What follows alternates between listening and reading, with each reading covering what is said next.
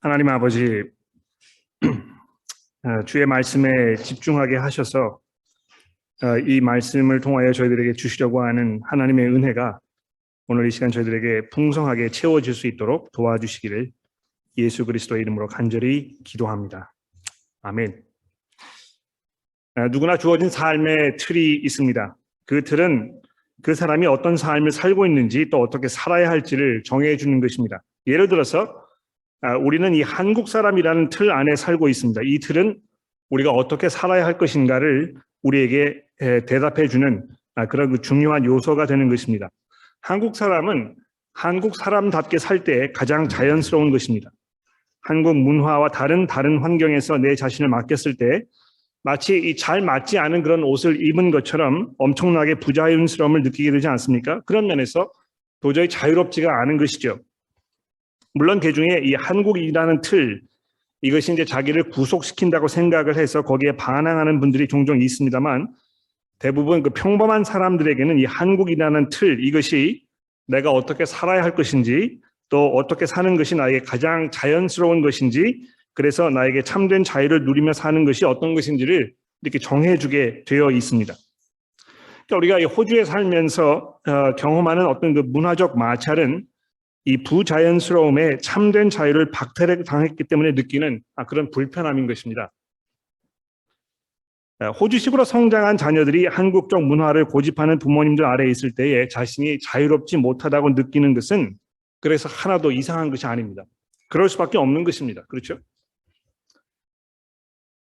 자신들에게 주어진 정체성을 받아들이고 그것에 맞게 살 때에 그 사람은 바로 거기에서 참된 자유를 누릴 수가 있습니다.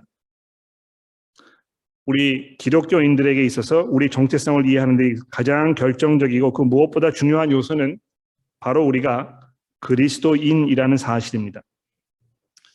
여러분 사도행전 11장에 보시면 바나바가 이제 그때까지도 사울이라는 이름으로 알려졌던 바울과 함께 안디옥이라 하는 교회에 세워졌던 그 도시에 가서 거기에 오랜 동안 이 큰 무리를 가르쳤다 이렇게 되어 있는데요. 바로 이 안디옥이라는 이 교회에서 처음으로 그리스도인이라는 표현이 사용되었다고 26절에 설명이 되어 있습니다. 그리스도인이라는 이 말은 무슨 말입니까? 그리스도의 사람이라는 뜻입니다. 그렇죠? 그리스도께 속한 사람 또는 그리스도께서 주인인 사람을 말하는 것입니다. 예수 그리스도를 주로 고백한다는 말은 예수께서 나의 주님이시라는 그 말, 이것은 그저 아무런 생각 없이 가볍게 내뱉을 그런 성질의 말이 아니고 그 표현이 담고 있는 그 말의 의미를 충분하게 생각해보고 조심스럽게 사용해야 할 그 말입니다.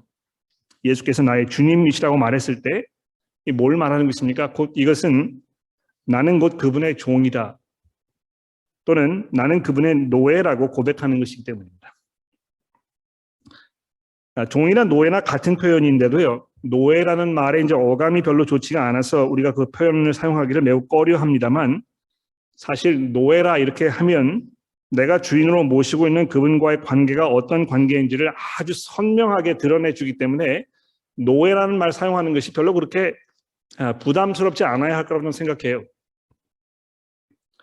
노예는 주인의 소유물인 것처럼 그리스도인으로서 나는 내 스스로의 삶에 대하여 더 이상 소유권이 없다는 것을 말하는 것입니다. 나를 죄와 죽음에서 건지신 그리스도께 그것을 넘겨드렸기 때문에 더 이상 이 삶이 내 것이 아니라고 이야기하는 이것이 바로 예수를 주로 고백하는 것입니다. 그래서 좀 역설적이긴 하지만 우리 그리스도인들은 내 삶의 소유권을 온전히 주께 넘겨드리고 그리스도의 노예라는 이런 새로운 정체성을 이해할 때 비로소 우리는 참된 자유를 누리게 되는 것입니다. 이 갈라디아서 2장 20절에서 사도 바울이 말씀하셨듯이 내가 그리스도와 함께 십자가에 못 박혔나니 그런즉 이제 내가 사는 것이 아니요 오직 내 안에 그리스도께서 사시는 것이라. 내가 육체 안에 가운데 사는 것은 나를 사랑하사 나를 위하여 자기를 버리신 하나님의 아들을 믿는 그 믿음 안에서 사는 것이라고 고백했던 것처럼 우리 그리스도인들에게는 오직 우리가 이 그리스도를 주로 고백하는 삶의 그 틀, 이것을 유지할 때만 비로소 참된 자유를 우리가 만끽할 수 있다는 것입니다. 오늘 본문의 주인공인 이 삼손은요, 자기에게 주어진 이 정체성과는 정반대되는 삶을 선택적으로 살아갔던 그 사람입니다. 그의 삶은 그 이유로 인해서 끊임없는 마찰과 피를 부르는 충돌로 바람잘 날이 없었고요.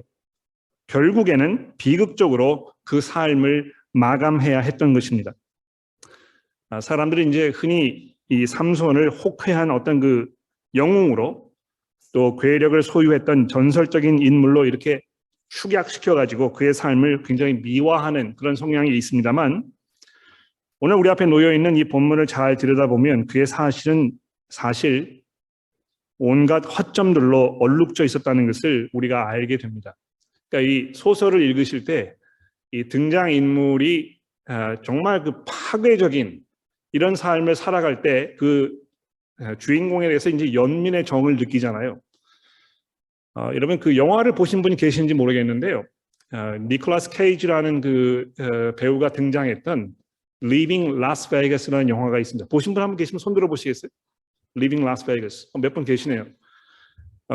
제가 그 영화를 좋아하는 건 아닙니다만 굉장히 인상 깊게 봤는데요. 그 이유는 무엇이냐 하면 여기에 등장하는 이 주인공이 알코올 중독자로 어떻게 자기의 삶을 끊임없는 이 타락과 멸망의 구렁텅이로 계속 전락시켜 가는가, 그 과정을 아주 그 고통스럽게 설명했던 그런 영화입니다. 마치 삼손의 삶이 그런 것 같아요. 이 본문의 내용이 굉장히 길기 때문에 그 내용을 일일이 다 자세히 살펴볼 수 없는 것이 좀 안타깝습니다만, 그래도 최선을 다해서 이 내용을 우리가 잘 살펴보면서 우리에게 주시는 그 메시지를 우리가 잘 한번 분별해 보도록 그렇게 하겠습니다. 자, 13장에서 이제 본문이 시작되자마자 어떻게 되어 있습니까? 하나님의 사자가 삼손을 그 부모들을 찾아오는 그런 장면이 소개가 되고 있는데요. 13장 1절이 이제 늘 그랬듯이 새로운 사사가 소개되기 전에 이스라엘이 어떤 영적 상태에 있었는지 이거를 이제 우리에게 소개해주고 있습니다. 보십시오. 13장 1절입니다. 이스라엘 자손이 다시 여호와의 목전에 악을 행하였으므로 여호와께서 그들을 40년 동안 블레셋 사람들의 손에 넘겨주니라. 여기 보십시오. 여기 주목할 때는 무엇이냐 하면 예전과는 다르게 더 이상 이스라엘이 하나님 앞에서 자신들의 이러한 상황에 대하여 울부짖었다 하는 이제 말이 더 이상 없습니다. 또 어쩌면 이제는 이스라엘이 이것마저도 포기한 것이 아닌가 이렇게 염려가 이제 되는 것입니다. 일단 그런 그 염려를 마음속에 담아두면서 본문을 계속 살펴볼까요? 곧바로 여호와의 사자가 삼손의 어머니에게 이 삼손의 정체성에 대하여, 즉 그가 앞으로 어떤 삶을 살아야 하며 또 왜 그가 그렇게 살아야 하는 것이 중요한지를 설명하는 장면이 3절에 등장하지 않습니까? 여호와의 사자가 그 여인에게 삼손의 어머니를 말하는 것이죠. 나타나서 그에게 이르시되 보라, 내가 임신을 하지 못함으로 출산하지 못하였으나 이제 임신하여 아들을 낳을 것이니 그러므로 너는 삼가 포도주와 독주를 마시지 말며 어떤 부정한 것도 먹지 말지니라. 보라, 내가 임신하여 아들을 낳으리니 그 머리 위에 삭도를 대지 말라. 이 아이는 태에서 나옴부터 하나님께 바쳐진 나실림이 됨이니라. 그가 블레셋 사람의 손에서 이스라엘을 구원하기 시작하리라 하시니. 자, 여기 삼손을 향하신 하나님의 그 목적이 아주 분명하게 소개가 되어 있습니다. 이 두 가지 중요한 사실이 설명되어 있는데요. 삼손은 첫째로 나실린으로 살아야 하는 것이며, 둘째로 그렇게 살아야 하는 이유는 하나님께서 그를 통해서 이스라엘을 블레셋 사람들에게서 구원하려 하셨기 때문이라 이렇게 되어 있습니다. 이 두 가지를 이제 좀 더 자세히 말씀드리기 전에 우선 한 가지 먼저 말씀드려야 할 것이 하나 있는데, 이스라엘은 하나님께 부르짖지 않았습니다. 우리를 좀 도와주십시오. 너무 고통스럽습니다. 이렇게 이야기하지 않았지만 어쨌든지 간에 하나님께서는 이스라엘을 구원하시기로 계획을 하셨다는 것입니다. 이 놀라운 사실인 것 같아요. 이 굉장히 중요한 신학적 포인트고 이 목양적으로 큰 의미가 있는 부분인데요. 우리가 이제 이 구원을 생각할 때마다 그 사람의 믿음의 역할을 굉장히 중요하게 여깁니다. 또 그렇게 하는 것이 맞습니다. 예수를 구주로 고백하는 이 분명한 믿음은 그 사람이 구원을 받는 데 있어서 절대적이고 필수적입니다. 그러나 하나님께서는 자신이 구원을 받아야 할 지경에 있는 존재라는 것을 인식하기도 전에 그 사람을 미리 선택하시고 그 사람을 구원하시려고 예정하시는 분이시라는 것입니다. 이스라엘이 자신이 처한 상황의 그 심각성을 충분히 이해하지 못하고 있었어도 또 더 이상 그렇게 하고 싶은 마음이 없었어도 하나님께서 이렇게 그들을 위해서 일하고 계셨다는 이 점이 여러분과 저에게 얼마나 큰 위로가 되는지 모릅니다. 구원받지 못한 가족 멤버들 위해서 기도하시는 여러분들 잘 들어보십시오.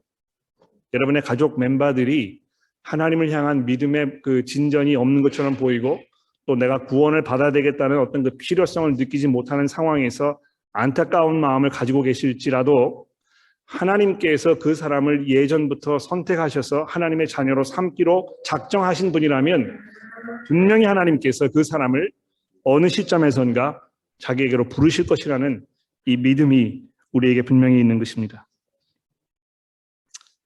다시 삼손의 삶에 대해서 여호와의 사자가 삼손의 어머니에게 전한 두 가지 사실을 주목해 봅시다. 이 나실일이라는 이 말이 이제 매우 생소하게 들리는데요.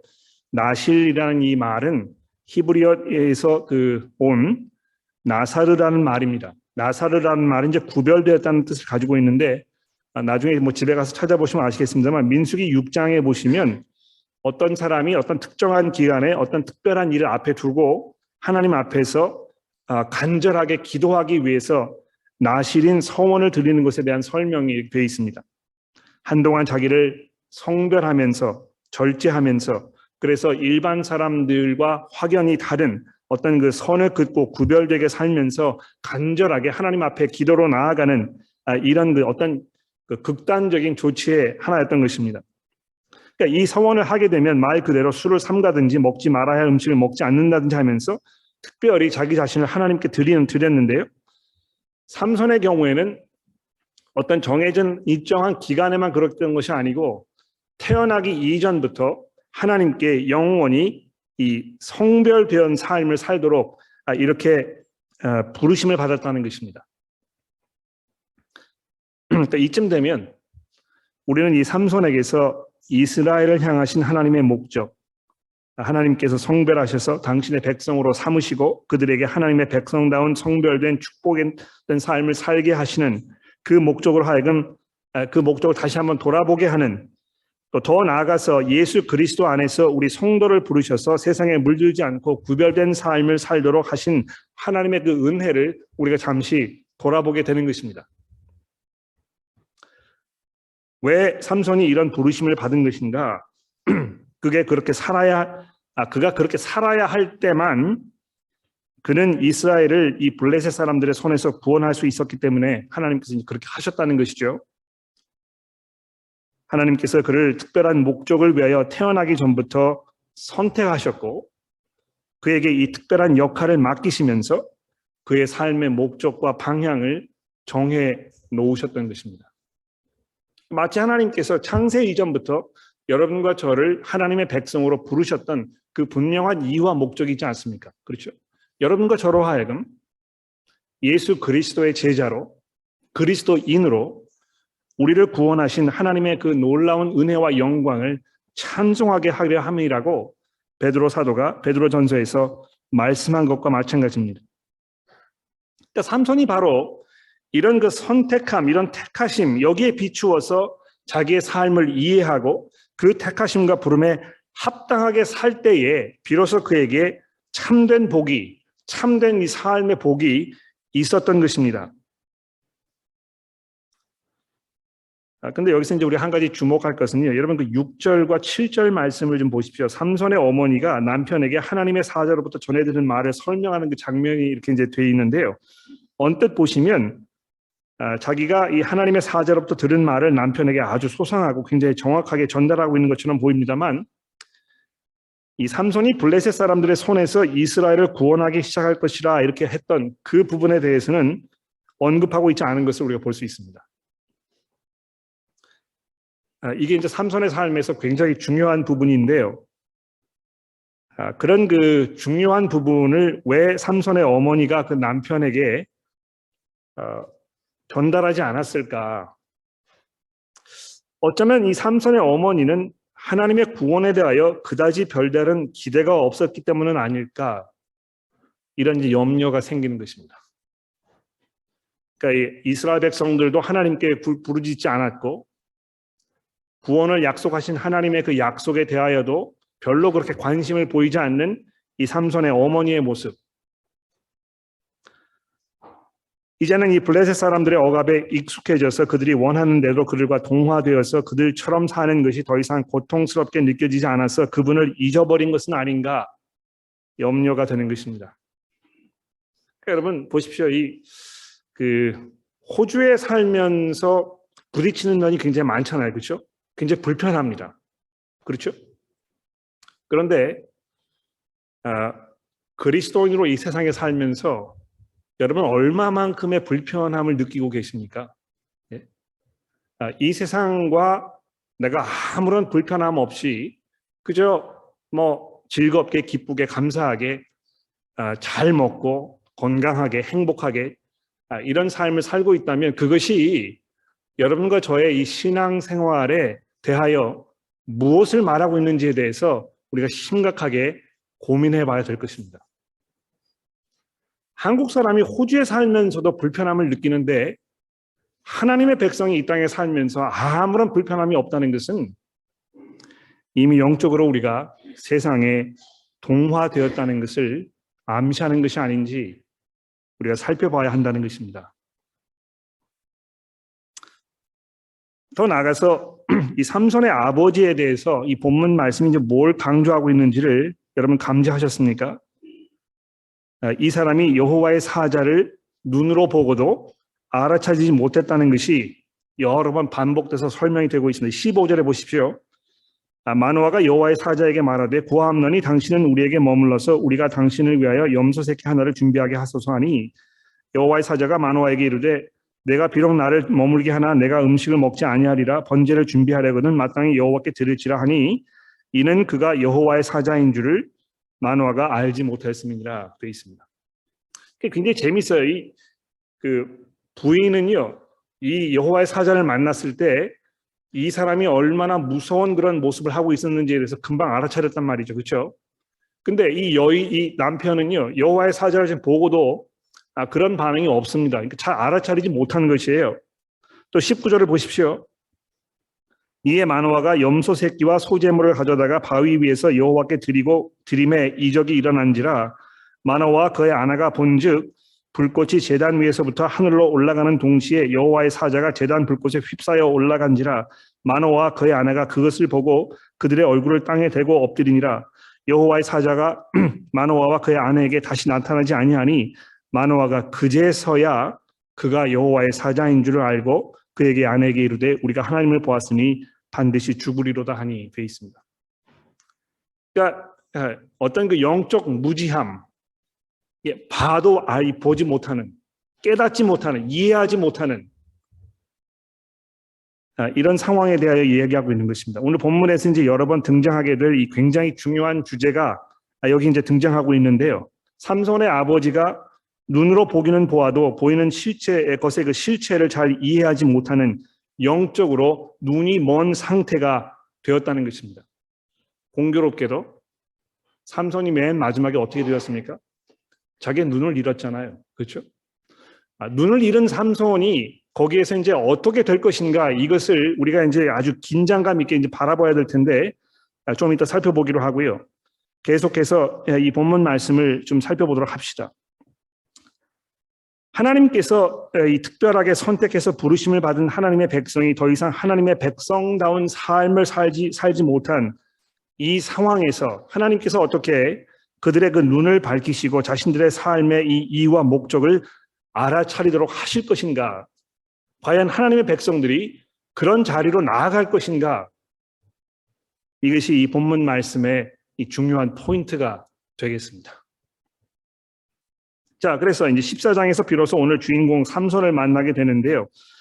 여러분 그 주보에 보시는 바와 같이 14장 1절부터 16장 3절까지를 제가 한 묶음으로 이렇게 묶어드리면서 하나님의 계획으로부터 자유로워지려는 삼손이라는 제목을 거기다 달아드렸습니다. 여러분이 이제 14장, 15장, 16장 3절까지 읽으실 때 이 주제를 염두에 두시면서 이 본문 말씀을 쭉 읽어 나가셔야 할 것입니다. 어떻게 삼손이 하나님의 그 택하심에도 불구하고 거기에 순응하고 거기에 합당한 그런 모습으로 살기는커녕 이것과 정반대의 삶을 살려고 지금 이 바둥거리고 있는 것인가, 이걸 보자는 것입니다. 본문이 계속해서 삼손이라는 사람의 이 철없음, 그의 그 무모하기 그지없는 이런 삶을 고집했는지를 처절하게 보여주고 있습니다. 14장 1절 말씀을 보십시오.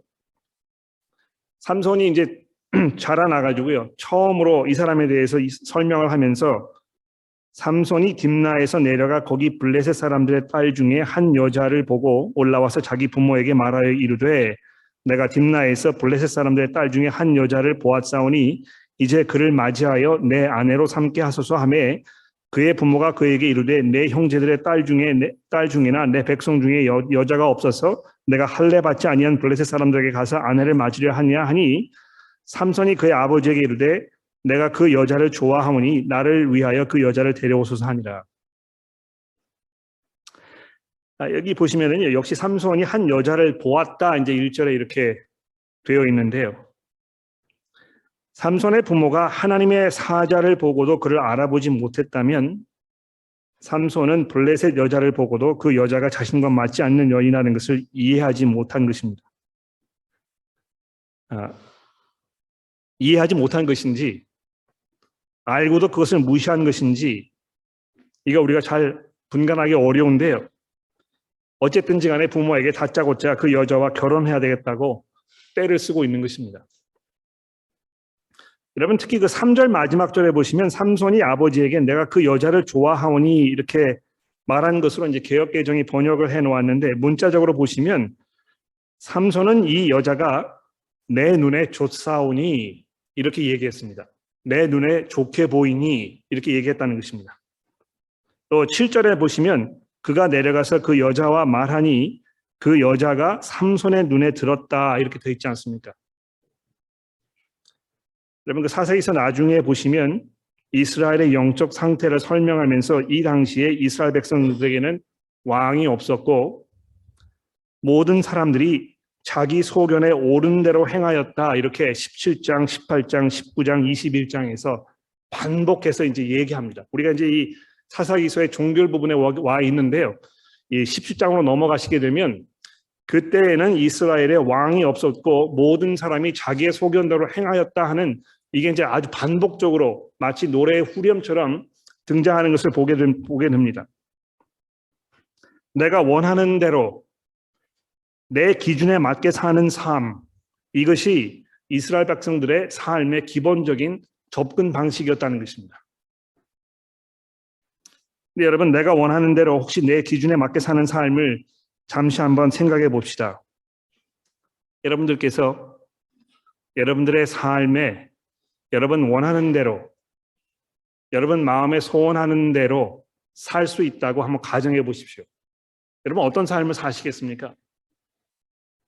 사람들마다 이제 머릿속에 그리는 어떤 그 이상적인 삶이 있을 것 같아요. 내가 어디서 살 것인가? 내가 누구와 살 것인가? 내가 뭘 하면서 살 것인가? 내가 남은 삶을 어떻게 보낼 것인가? 이런 것에 대한 어떤 그 소망과 꿈이 있을 것입니다. 그렇죠? 자기 멋에 사는 사람, 자기 원하는 대로 사는 그 삶, 다른 사람의 시선 뭐 이렇게 염려하지 아니하고 자기 기준에 그저 자기 마음에 맞게 자기 멋대로 자기 원하는 대로 사는 이런 사람을 우리가 매우 낭만적으로 또는 매우 독창적인 사람으로 미화시키는 이런 풍습에 아주 익숙해 있습니다. 야, 참 저 사람 멋있게 산다. 자기 주관이 뚜렷하고 정말 나도 저렇게 살아봤으면 좋겠는데 나는 그럴 용기가 나지 않는다. 너무 뭐 다른 사람의 시선을 의식하기 때문에 나는 굉장히 자유롭지 못한 삶을 살고 있는 것 같다. 이제 이렇게 후회 내지는 원망이 섞여 있습니다. 그런데 여러분, 그렇게 생각하시기 이전에 예수께서 우리의 속사람, 우리 속에 있는 기준, 이것에 대하여 얼마나 혹독하고 신랄하게 지적하고 비판하셨는지를 한번 들어보십시오.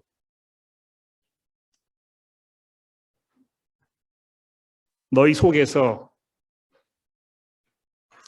밖에 있는 것이 너희 속으로 들어가서 너희를 부정하게 하는 것이 아니고 너희 속에서 나오는 것이 너희를 부정하게 하는 것이다. 그런데 너희 속에는 무엇이 들어있느냐? 음란과 도둑질과 살인과 간음과 탐욕과 악독과 속임과 음탕과 질투와 비방과 교만과 이것과 더불어 우매함이 가득하다. 예수께서 이렇게 말씀하지 않으셨습니까? 그러니까 여러분 보십시오. 인간이요. 그 누구에게도 구애를 받지 아니하고 어떤 이 사회 규범에도 그 제재를 당하지 아니하고 그저 자기 원하는 대로 자기 마음대로 살도록 자유 아닌 자유를 주어졌다고 하면 우리가 살고 있는 이 세상은 공존하기 어려운 지옥과 같은 삶이 될 것입니다. 그렇지 않아요? 세상 사람들이요, 포르노 영화를 불법으로 하지 않는 그 이유가 있습니다. 불법이 아니잖아요. 얼마든지 원하면 인터넷에서 그것을 다 다운받아가지고 자기 원하는 대로 마음껏 즐길 수 있어요. 왜 그렇습니까? 자유롭게 내버려 두면 그렇게 살기 때문에 그런 것입니다. 그러니까 이거를 제재하고 싶지 않은 거예요. 마치 그것이 우리에게 참된 어떤 그 만족감을 줄 것이라는 이런 허황된 생각에 사로잡혀 있어서 그거를 불법화하지 않는 것입니다. 이것을 기준으로 자기 마음에 좋은 대로 사는 삶이 결코 우리를 참된 삶으로 인도해 주지 못하며 그것을 약속해 주지 못하는 것이 성경의 분명한 말씀인데요. 삼손이 자기의 눈에 맞게 선택한 이 여인으로 인해서 이 사람이 얼마나 큰 어려움에 빠지게 되었는지를 이 14장과 15장 나머지 부분이 아주 적나라하게 우리에게 설명하고 있지 않습니까? 삼손은 삼손대로 블레셋 사람들과 피비린내 나는 사투를 벌여야 했고 이 여인과 이 여인의 아버지는 자신들의 동족 블레셋 사람들의 손에 의해서 화형을 당하는 이 참극이 벌어진 것입니다. 여기 이 구체적인 내용에 대해서 시간이 많지 않기 때문에 자세히 제가 설명을 드릴 수 없겠습니다만 결과적으로 그렇게 되지 않았습니까? 삼손이 이 14장 5절에 보시면 죽은 사자의 몸에서 이 꿀을 퍼 올리는 그것을 먹는 장면이 있습니다. 부정한 것을 먹지 말아야 하는 또 그는 자신뿐 아니라 자신의 부모에게도 그것을 먹게 하면서 하나님께서 자기에게 주셨던 어떤 그 나실인으로서의 이 삶, 이것을 가볍게 여기는, 내팽개쳐 버리는 이런 모습을 보이고 있는 것입니다. 부모를 사랑하고 아끼는 마음에서 삼손이 그렇게 했으면 얼마나 좋겠습니까만 그의 의도는 부모를 생각하는 의도에 산 것이 아니고 부모도 모르게 부모에게도 부정한 것을 먹이려는 이 고약함의 결과였던 것입니다. 어떤 면에서는 자기가 자라면서 나실일이라는 이유로 부모에게로부터 많은 삶의 제재를 받았다는 어떤 그 억울함이 있었을지 모르겠어요. 여기 본문이 그렇게 설명하고 있지 않습니다만 이 전체가 쭉 진행되어지는 어떤 이 이야기의 흐름을 보게 되면 그런 정도의 추론을 내리는 것이 결코 그렇게 무리가 아니라고 생각합니다. 또 10절에 보시면 이 삼손이 이 여자와 결혼을 하면서 아예 블레셋 풍습을 따라 결혼식을 올리는 장면이 소개되고 있습니다. 그렇죠? 도대체 이 사람이 어쩌자고 왜 이렇게 하는 것인가? 또 자기의 눈을 들어서 자기 눈에 좋아서 결혼한 이 여자와의 결혼 생활은 어땠습니까? 시작부터 삐걱거릴 정도가 아니고요. 도저히 정상적으로 보이지 않는 모순과 고통이 가득했던 것입니다. 이 여인이 자기 남편에게 어떻게 나에게 이 중요한 사실을 이야기해 주지 않는 것이냐고, 왜 나에게 이것을 감추고 있는 것이냐고 이렇게 이 본문에서 좀 따지고 있습니다. 여러분 이건 이제 감지하셨는지 모르겠는데요. 삼손이 수수께끼를 냈잖아요. 그렇죠? 7일 동안 결혼 파티를 하면서 첫째 날에 이제 수수께끼를 냈는데 4일이 지나도록 블레셋 사람들이 그 답을 찾지를 못했습니다. 그래서 4일째 되는 그 날에 삼손의 아내에게 가가지고 너 가서 그 답을 좀 알아내. 그렇지 않으면 너에게 화가 있을 것이야. 이렇게 윽박을 지르니까 이 여자가 삼손에게 가서 이제 이야기하는 것처럼 보통 사람들이 그렇게 이해하는데요. 이 본문 말씀에 보면 이 여자가 7일 동안 자기 남편에게 그 비밀을 알려달라고 고집하고 때를 썼다고 되어 있습니다. 그러니까 결혼을 하는 그 첫 순간부터 삼손은 지금 어떤 그 이 중요한 정보를 자기 아내에게 감추고 있었던 것입니다. 그러니까 정상적인 결혼 생활이 아니에요, 지금. 여기 계신 남편 여러분들, 아내분들에게 감추고 있는 비밀이 있으시죠? 그렇죠? 고개를 끄덕이시는 분 옆에 앉아 계시면 약간 긴장을 하셔야 될지 몰라요. 남편과 아내가 일심동체라고 해서 모든 것을 공유하고 함께 나눠야 하는 그런 관계인데, 어떤 면에서 삼손에게 가장 중요한 이 중요한 정보를 자기 아내에게 알려주지 않는다 하는 것은 이 사람의 이 결혼 생활이 정상적인 것이 아니라는 것을 본문 말씀이 이야기하고 있는 것입니다. 아닌 게 아니라 이런 식으로 나아갔기 때문에 결국 어떻게 됐습니까? 그 아내와 그 장인 어른이 자기 동족의 손에 불사름을 당했잖아요.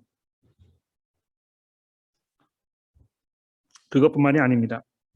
여러분, 이 본문 말씀에 보시면 삼손이 짐승하고 이제 굉장히 깊이 연관이 되어 있는 게 있어요. 그렇죠? 사자를 손으로 찢어 죽였다든지, 또는 당나귀 뼈를 가지고 사람들을 쳐 죽였다든지, 또는 여우 300마리를 붙잡아 가지고 거기다 횃불을 이렇게 달아서 블레셋 사람들의 그 추수밭을 다 망가뜨려 놓았다든지 이렇게 되고 있는데요.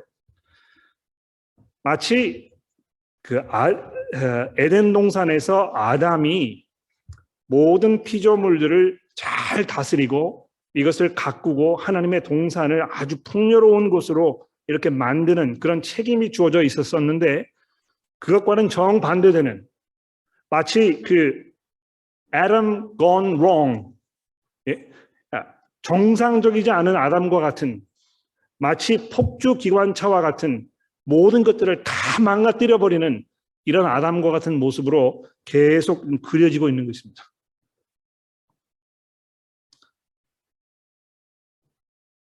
오늘 본문 말씀이 맨 마지막 16장에 와 보시면 여기 이제 아주 기가 막힌 그런 상황이 벌어지고 있지 않습니까? 이 16장 1절에도 보시면 어떻게 되어 있습니까? 삼손이 가사에 가서 거기에 한 기생을 보고 그에게 들어갔다. 여기서 이제 보았다는 얘기가 돼 있죠. 그렇죠? 이게 우연이 아닌 것입니다. 아직도 정신을 못 차린 것입니다. 그저 자기 눈에 보는 대로 어떤 그 마음속에 담겨 있는 그 원초적인 본능이 원하는 대로 자기의 삶을 살려고 하는, 자기가 나실인이라는 하나님의 특별한 부르심을 받았다는 분명한 목적 의식 없이 그냥 자기 마음에 원하는 대로 살려고 하는 이 어리석음이 이제 어떤 결과를 가져올지에 대해서 우리에게 경고해주고 있습니다. 이후에 4절입니다. 삼손이 소래 골짜기 들릴라라는 이름 여인을 사랑하였다, 이제 이렇게 되어 있는데요. 이게 이제 결정적이죠, 그렇죠? 지금까지는 그저 여인을 보았다고, 그저 이 어떤 그 말초적 신경에 의해서 자기의 삶을 거기에 맡기는 이런 삶을 살았지만, 이 16장 마지막 부분인 이 4절에 와서는요, 이 삼손이 이제 완전히 자기의 모든 것을 이 여인에게 넘겨주는, 완전히 항복을 선언하는, 그래서 더 이상 자기가 이 하나님의 택하신 나실이라는 것을 완전히 내어버리는 이런 지경에까지 이르렀다는 것을 삼손이 이 본문 말씀이 이야기하고 있습니다. 이 삼손과 이 들릴라의 이야기를 이렇게 쭉 보시면 참 이해할 수 없는 부분들이 얼마나 많이 있는지 모릅니다. 여러분, 여기 그 5절에 보시면 블레셋 사람들이 방백이 그 여인에게 올라가서 그에게 이르되 삼손을 꾀어서 무엇으로 말미암아 그 큰 힘이 생기는지, 그리고 우리가 어떻게 하면 능히 그를 결박하여 굴복할 수 있는지를 알아보라. 그리하면 우리가 각각 은 1,100개씩을 내게 주리라 하니, 들릴라가 삼손에게 말하되 청하건대 당신의 힘이 무엇으로 말미암아 생기며 어떻게 하면 당신을 능히 결박하여 굴복할 수 있는지를 내게 말하라. 이렇게 되어 있습니다. 그러니까 이 비극적인 상황을 좀 보십시오. 삼손은 이 여자를 사랑하는데요. 이 여자는 돈에만 관심이 있습니다. 삼손에게는 아무런 연민의 정을 느끼지 않아요. 더군다나 이 삼손은요, 지금 이 여자가 이 질문을 하면서 이 질문에 대한 답을 이야기했을 때 자기에게 어떤 결과가 일어날지를 미리 이야기하고 공개하고 있는데도 불구하고 정신을 못 차리는 것입니다. 내가 이 여자에게 나의 모든 것을 주었을 때 자기에게 어떤 결과가 일어날지에 대해서 이미 이 여자가 경고하고 있는데도 불구하고 거기에서 헤어나지를 못하는 것입니다. 어떤 면에서 이 죄 가운데 사는 삶이 바로 그런 것입니다. 한번 이렇게 그 시선이 흐려지면, 영적 분별력이 떨어지면 지금 내가 취하려는 이 선택이 나로 하여금 어떤 대가를 치르게 할 것인지에 대해서 결정을 하지 못하고 그냥 거기 계속 끌려가는 것입니다. 이것이 얼마나 비극적인 상황으로 결말을 날 것인가에 대해서 분명한 경고가 계속하여 주어지는데도 불구하고 그 이야기를 듣지 않는 것입니다. 여러분의 삶을 잘 돌아보십시오. 지금 하나님의 말씀을 통하여 여러분과 저에게 하나님의 삶의 부르심에 합당하지 않은 이런 삶을 살았을 때 우리에게 어떤 결과가 초래될 것인가에 대해서 하나님의 말씀이 계속 우리에게 이야기하고 있는데 불구하고 그것을 매 주마다 듣고 있는데도 불구하고 거기에 맞추어서 나의 삶을 변화시키려고 하거나 내가 회개하려고 하거나 거기에 대해서 돌아서서 새로운 삶을 살려고 하는 이런 의지가 보이지 않을 때 성경은 분명히 우리에게 경고하고 있는 것입니다. 여러분, 맨 마지막에 이 삼손이 죽음을 당하는 그 장면을 살펴보십시오. 21절에 보시면 블레셋 사람들이 그를 붙잡아 그의 눈을 빼고 끌고 가사에 내려가서 놋줄로 매고 그에게 옥에서 맷돌을 돌리게 하였더라.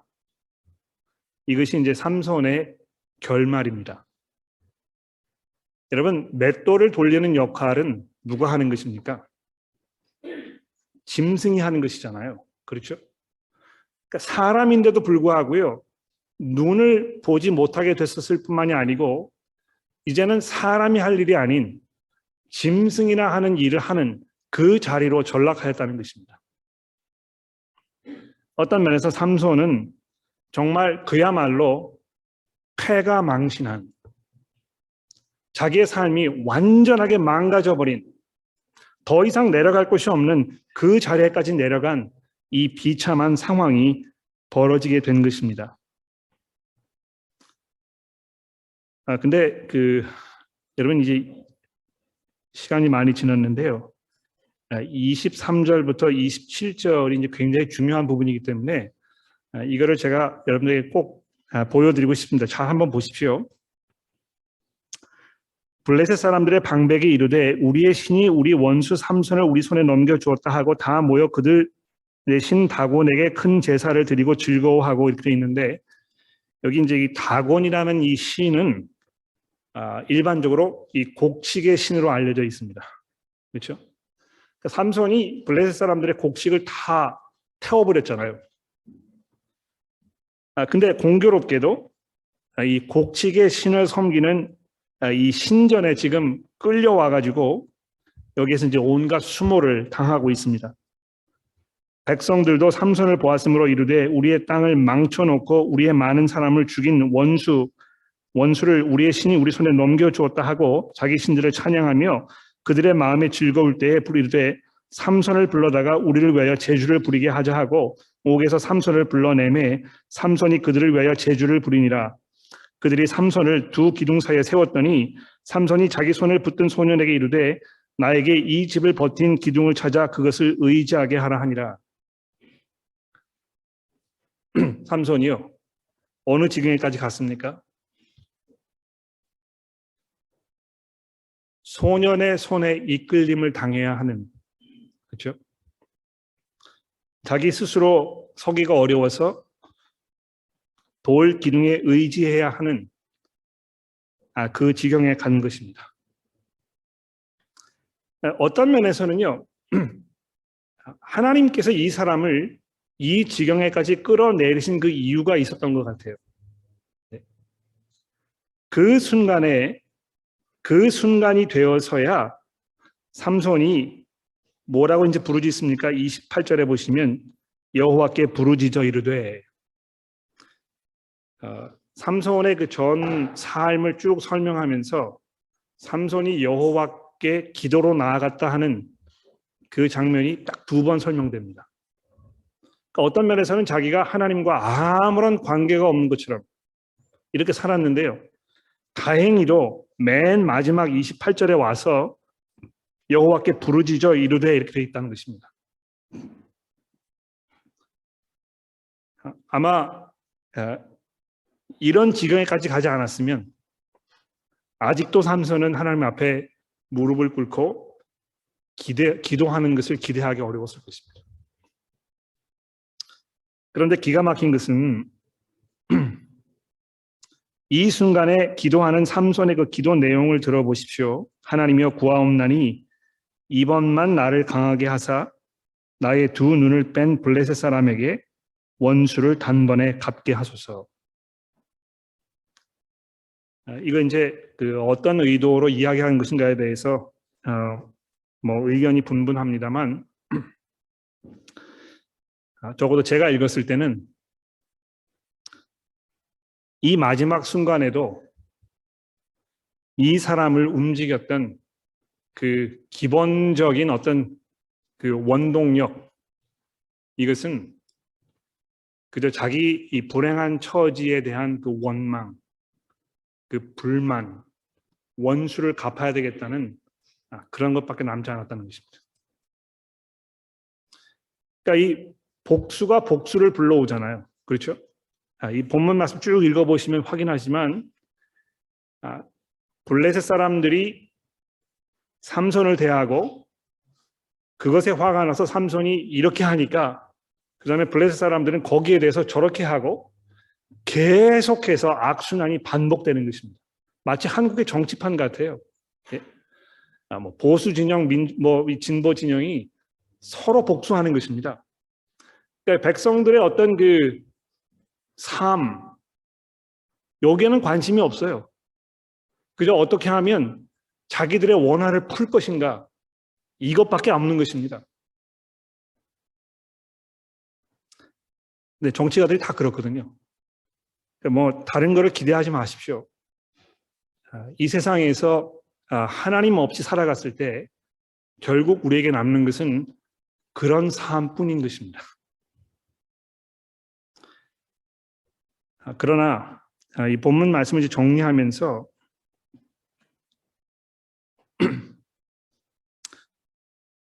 제가 이 본문 말씀 쭉 설명드릴 때에는 자세하게 이제 설명드리지 않았습니다만 종종 하나님의 영이 갑자기 강하게 그를 움직였다 하는 이 부분이 한 서너 번 등장합니다. 기억나시는지 모르겠어요.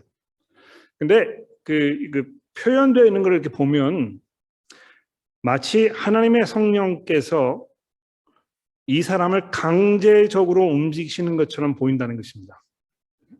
그러니까 이 어떤 그 중요한 순간이 왔을 때 삼손이 무릎을 꿇고 하나님 나를 도와주셔서 하나님의 영으로 저를 강하게 하사 내가 이 일을 잘 감당하게 해 주십시오라는 그런 기도 가운데 벌어진 것이 아니고요. 자기는 지금 자기 마음대로 멋대로 막 이런 방향으로 나가려고 하는데요. 하나님의 성령께서 이 사람에게 강하게 임하셔서 저쪽으로 가게 하는 이런 일이 자꾸 반복되는 것을 우리 볼 수 있습니다. 그러니까 이 2가지 중요한 사실이 있는 것 같아요. 하나님께서 우리 인간의 의지와 무관하게 얼마든지 우리를 사용하셔서 자기의 뜻과 계획을 이루실 수 있다는 것입니다. 그러니까 이게 굉장히 우리에게 한편으로는 도전이 되고 한편으로는 위안이 되는 중요한 말씀인데요. 너무 우리가 우리 자신을 자신만만하게 생각하고 마치 나는 하나님의 그 손길이 없어도 얼마든지 내 삶을 내 마음대로 영위할 수 있다고 생각하는 그런 사람이 있는가 하면 나는 도저히 안 돼. 나는 소망이 없어. 나는 도저히 하나님이 기대하시는 삶을 살 만한 역량이 되지 않아. 이렇게 비관적으로 생각하시는 분도 있습니다. 완전히 극과 극이죠. 그렇죠? 그러나 그 모든 두 종류의 사람에게 이 본문 말씀은 하나님의 영께서 우리 삶 속에 일하시는 그 강력한, 그렇죠?